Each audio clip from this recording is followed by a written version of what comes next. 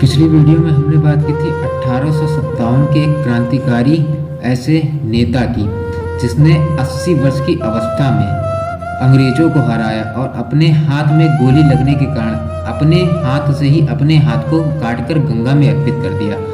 उसी क्रम में आगे बढ़ते हुए आज हम बात करेंगे सबसे कम उम्र के क्रांतिकारी की, जो मात्र 18 साल 8 महीने और 8 दिन की अवस्था में फांसी पर चढ़ गया। ये आज हम बात करेंगे खुदीराम बोस की।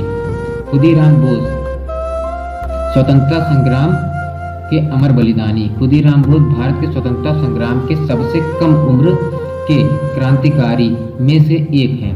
उनका जन्म 3 दिसंबर 1879 को बंगाल के मिदनापुर जिले में हुआ था। बाल अवस्था से ही वे देशभक्ति की भावना से ओतप्रोत थे। ब्रिटिश शासन के अत्याचारों से वे व्यथित रहते थे। क्रांतिकारी जीवन की उनकी शुरुआत कैसे होती? खुदीराम बोस किशोर अवस्था से ही क्रांतिकारी गतिविधियों में शामिल रहे। वे अनुशीलन समिति से जुड़े, जो ब्रिटिश सरकार के खिलाफ सतत संघर्ष करने में विश्वास रखती थी। उन्होंने कई गुप्त क्रांतिकारी गतिविधियों में भाग लिया और ब्रिटिश अधिकारियों को चुनौती दी। मुजफ्फरपुर बम कांड भी 1908 में खुदीराम बोस और प्रफुल्ल चाकी ने ब्रिटिश न्यायाधीश किंग्सफोर्ड की हत्या का प्रयास किया, जो अपने कठोर दमनकारी फैसलों के लिए कुख्यात थे। दोनों ने योजना बनाकर किंग्सफोर्ड की गाड़ी पर बम फेंका, लेकिन दुर्भाग्यवश उसमें 2 निर्दोष महिलाएं मारी गईं। इस घटना के बाद ब्रिटिश सरकार ने उन्हें पकड़ने के लिए व्यापक अभियान चलाया। गिरफ्तारी और उनकी मृत्यु के बारे में बात करते, खुदीराम बोस को गिरफ्तार कर लिया गया और उन पर मुकदमा चलाया गया।